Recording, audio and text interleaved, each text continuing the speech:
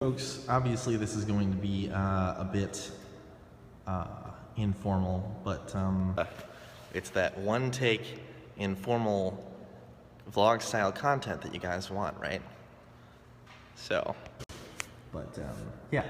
So, this is my 1998 Jag XJR. Hello, Sarah, my one loyal fan. And this is the first year of the X308 chassis. I bought it with about 65,000 miles on it nearly 2 years ago. And since then, I've, quite frankly, treated it like crap. I did that in my garage. It's very unfortunate. It was a bad day. But so now it has about 80,000 on it. I put about 15,000 in just about 20 months. So this was, again, the first year of the X308 chassis, and basically this is the last generation of the XJ that had the original, more or less the original steel body. The last car that William Lyons designed, actually. Of course, there's tons of changes made, but I'm going to begin with things that might surprise you. One, it's actually quite competent in the snow if driven correctly. I actually last winter ended up pulling someone out of the snow with this, which we used a tow rope and one of the tow hooks, which obviously you're not supposed to do, and I wouldn't recommend that, but that requires taking this, and it's difficult to see, but there's a little plastic splitter here, and you just take that out, and there's actually a tow hook.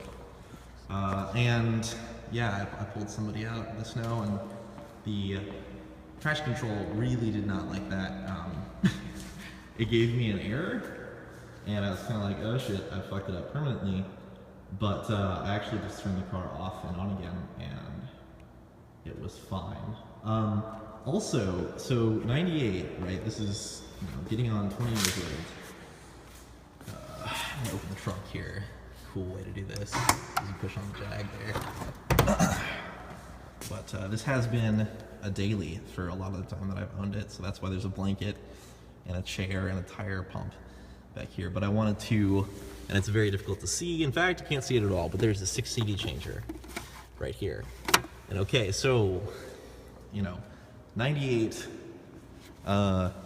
British executive sedan, you'd think that the CD changer would just be terrible, right? It's actually, it never skips, it never gets jammed. I've never cleaned it, and I use it often, and it switches between the CDs really, really seamlessly, and because it's in the trunk, you never hear that really disturbing switching noise that CD changers often make. But there's not too much to say about the exterior. I've needed to replace the brake pads for almost the entire time that I've owned this car. I should mention that I've You're Rich says 32 Allure. Not really. I guess I should mention this is a $70,000 car when it was new, but I bought it for $10,000 in the soul, Sarah says. Because this is going on YouTube, I'm going to read your comments. I know this is weird, but I'm going to do it. So anyway, you can see the brake dust. I've needed to replace the brake pads on this thing for pretty much as long as I've owned it. But again, and you can, you know, tell me what a crappy human being I am. But I haven't really taken care of this car very well. I've changed the oil, you know, that's about it. In 2 years, well, of course, I've done the regular maintenance, except for the brake pads, but as a result, it's got probably 2 wheel bearings coming out. There's a suspension issue, but it's been really reliable. Obviously, being a 21-year-old male, this isn't necessarily a recommended choice, but it's been actually more reliable. You can just sell drugs out of it. Yeah, you know, that's a good idea. But I personally think, while we're still on the exterior, I think that this is, aside from the Mark II, it's really the most evil car that Jaguar has produced. And of course, you can disagree with me on that. Jeremy Clarkson said that, and he owned one exactly like this, and it was even the same year. He said that leaving it outside of the post office, you never knew if it would, go in and rob the place. But I like that van. Thank you, Sarah. That van has been here for literally years. So I'm gonna move in the interior now and talk a bit about that. Let's go to the back seat. It's worthwhile. Oh, so it's decided not to unlock this door. It just does that sometimes. Of course, unsurprisingly, it's very moody, and it will just sometimes feel very sickly, and then sometimes it's cool. So, yeah, I haven't cleaned this or anything. I haven't prepared it for this video. So this is as I daily it. And there is a tape briefcase for the tape player for all my tapes, a bunch of shit, a broken umbrella, and a common record that that Brent gave me for my birthday. But back here is pretty wonderful. There's an ashtray in each door, which is great, and it has this wood flip down thing. You can't see it all. I apologize. So I'm gonna actually get in now. So it's a nearly 2-ton car. Oh, for a second that ding really disturbed me there for whatever reason. Ugh. Okay, as you can see, there's my Jag Dad bag, leather bag. It's, I'm sure, very tacky. There's a lot of wood in here. This is not real wood. I'm almost positive. It feels like plastic. But that steering wheel is, and that's definitely an enjoyable part. An interesting fact about these: this was originally offered with a Motorola car phone, but it was literally just basically a cell phone. It looks like a cell phone. I've been trying to find one, which I know is ridiculously nerdy, but that's what that dial pad is. That is literally a what do they call those? It's not a QWERTY keyboard. Anyway, it's a phone keyboard, phone keypad, which is pretty amazing. And then also it's off right now, of course, but the climate control is very, very Jag, in that the largest button on it is this huge auto button, and you just push that and everything gets taken care of for you. The passenger seat seat heater does not work, but my driver's seat one does, even though it just kind of heats your butt.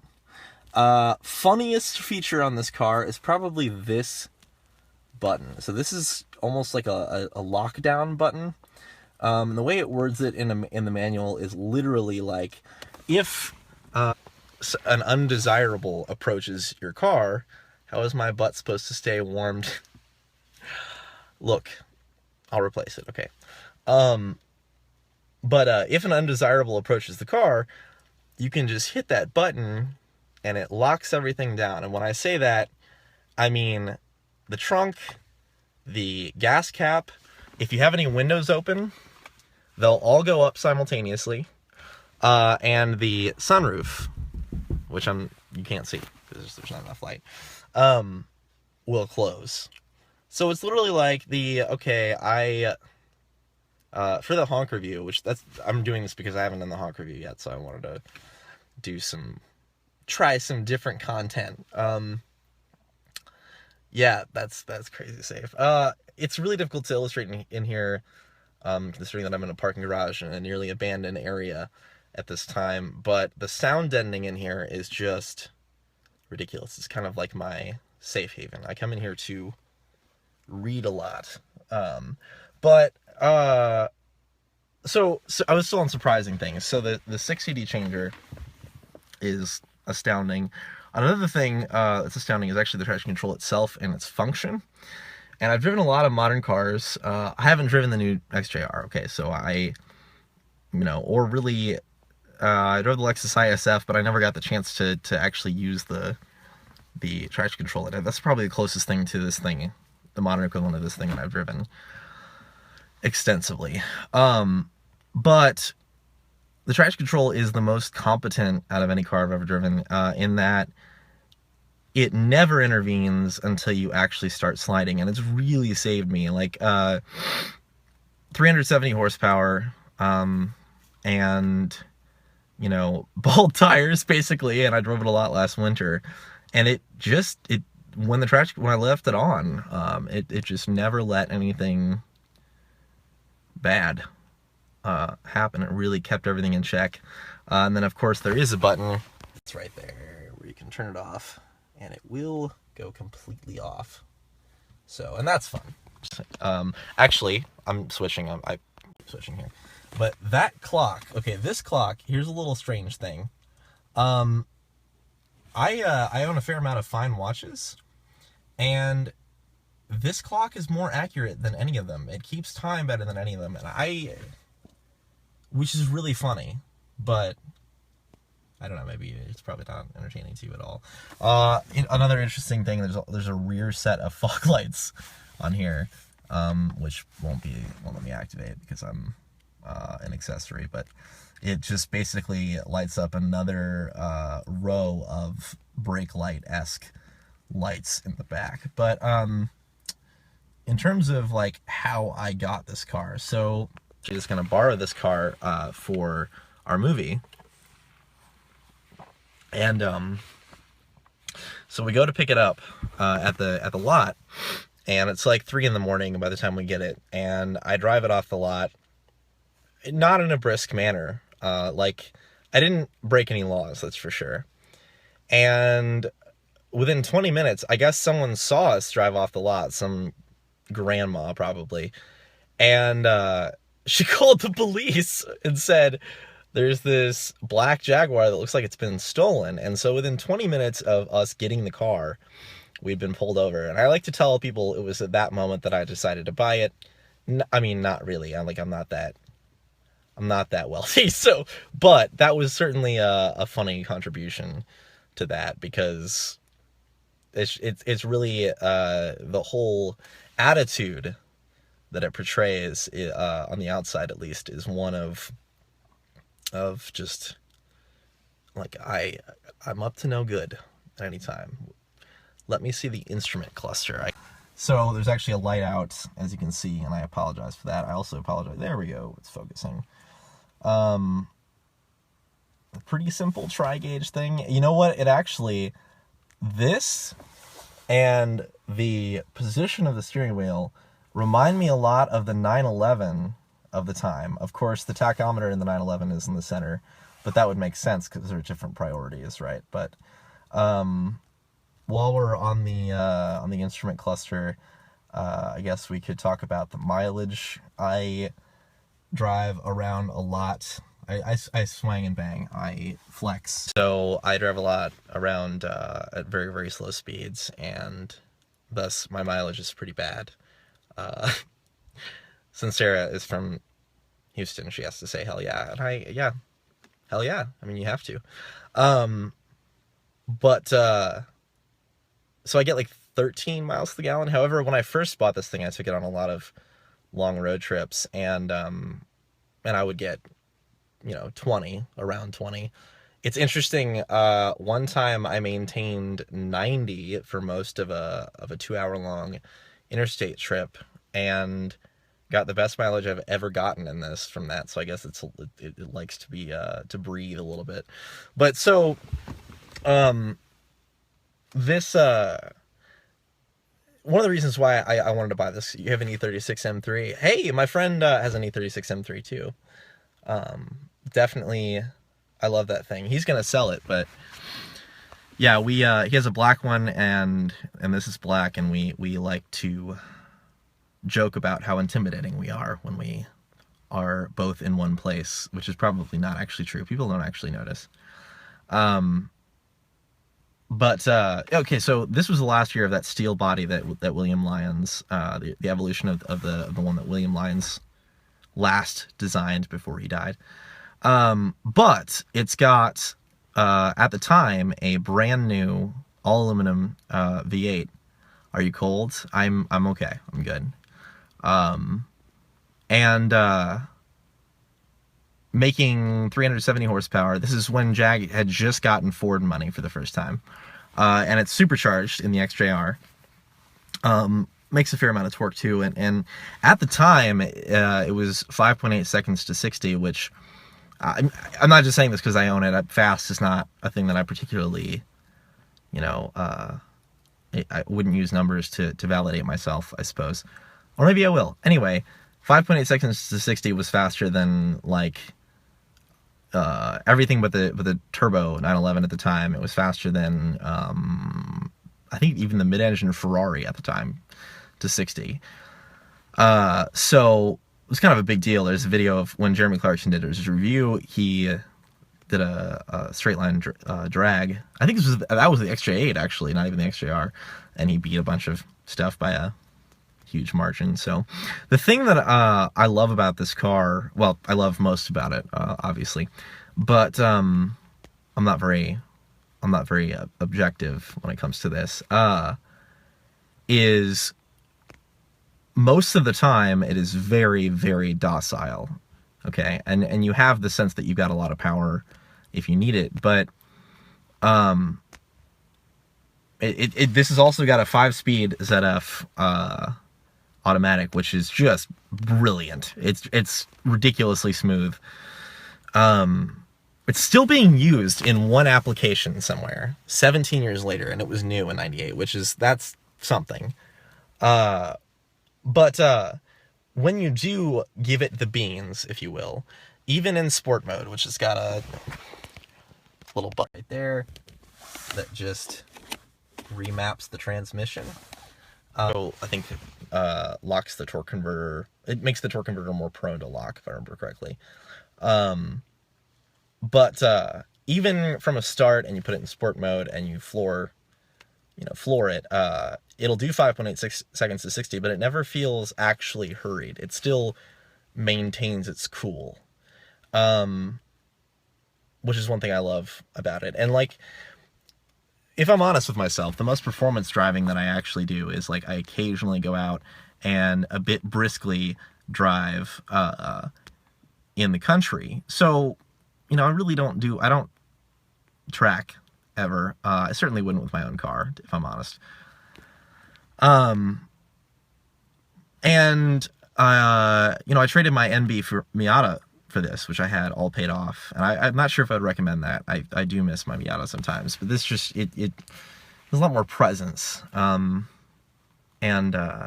just for me, I can't think of a car. I have been trying to convince myself to sell it for years, because it's like literally half my income, just to insure and maintain the thing. But I can't think of anything that I'd rather have, which is kind of the comedy of it. So, but yeah, I was trying to think of anything. I guess one thing to look out for, and this is a fairly known thing, is the actual default, the stock sound system is pretty bad in here.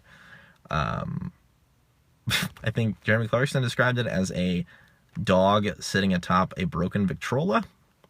I wouldn't quite go that far, but it is the acoustics were just not balanced correctly and stuff. But yeah, I just for a lot of reasons I can't convince myself to get anything else. But let's see. I dailied it. It was very reliable. It was actually technically more, like, the only reason that I bought it really was because I have an old Toyota Helix. Hello. And which is obviously has a reputation for being very reliable and capable. So that was the plan. But I think technically it's actually been more reliable than the Helix, because I actually got stranded in the Helix Pizda. I was asked to say that. Anyway, Pizda. Anyway, but the Helix did strand me because the clutch system went out, and not strand me, but it made it difficult to get home. And this never has, despite, all my mistreatment of it. So it's interesting because you'd think that being an old Jag, it would be significantly less reliable. And yet it starts every time. It makes a lot of noises, it complains sometimes. But yeah, it's been really reliable. Hello again. And I'm not sure how long that's gonna last, but I'm just glad to have had it this long. I'm doing good. How are you? Um, but yeah, did I cover everything? I could go more in depth on some of the idiosyncrasies. Wow, I can't say that. Idiosyncrasies. There we go. I've already done that. I'm sorry, twice actually. But yeah, I think that's about it. I can't think of anything more. Comfortable, mean. For me at least, irreplaceable. So a full honk review will hopefully come one day. I really, my plan right now is to never sell this thing. If I'm honest, I kind of want to keep it and then one day throw it at an XJ specialist and just be like, make it like new again. Or maybe take the engine from the F-Type. I thought about that. That'd be kind of cool. But okay, to close, talk about the difference between it and the new XJR. In my opinion, the new Jag line is just not mean. As mean as they advertise themselves to be, which Jag's kind of a conundrum, right? They've been both graceful and mean, but they have a reputation of being favored by criminals. It's mostly from the Mark II. This looks like it's criminal. I'm not sure if I understand that comment, but the new XJR is very, it's got that crackly exhaust that a lot of performance cars do now, and this does not. When you do give it the full beans, you hear just a bit of turbo whine, just a little. That's about it. It just kind of silently whisks you very quickly. I think I really haven't pushed it. My goal is one day I need to take it to its limited top speed of 155, but it is not in shape to do that right now, and I am much too old to be thinking about doing such things on a public road. So thanks for watching. I appreciate all the people that watched live the Periscope, and new honk stuff is coming out. But yeah, I'm David Blue. I'll see you later. If you have any questions about my car, I guess you're curious if you watched this much of the video, so just comment or send me an email, david@travel.ws. So yeah, I'll catch you later. Goodbye.